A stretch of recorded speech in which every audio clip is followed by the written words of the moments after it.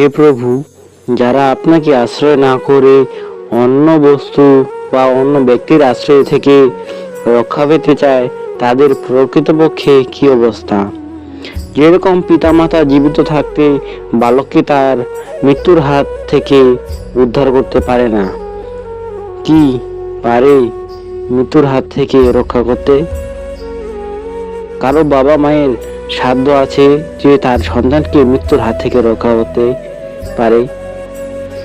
কিংবা যেরকম সুযোগ্য চিকিৎসক বা সুন্দর সুন্দর মেডিসিন থাকলেও মৃত্যু পথযাত্রীকে বাঁচাতে পারে না, কিংবা সমুদ্রে নিমজ্জমান নৌকা ডুবে গেলে যেমন তার যাত্রীদের কেউ রক্ষা করতে পারে না, ঠিক সেরকম যারা আপনাকে বাদ দিয়ে এই জগতে অন্য বস্তুর প্রতি অন্য কারো শরণাগত হয়, তাদের কি অবস্থা হয়?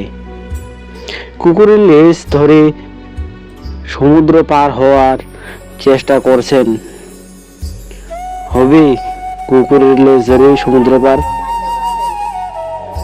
কুকুর তো যাবে, সেও যাবে প্রকৃতপক্ষে। তাই আমরা দেখতে পাই, মানে এই জগতে কত রকম সমস্যা, কিন্তু মানুষ ভগবানের চরণে আশ্রয় করে না, নিজের উপরে ডিপেন্ডেন্ট হতে চায়।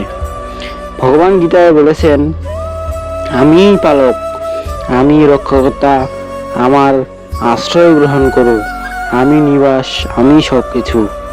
সর্বোপরি ভগবান হচ্ছে সকলের রক্ষক। হরি বল, হরে কৃষ্ণ।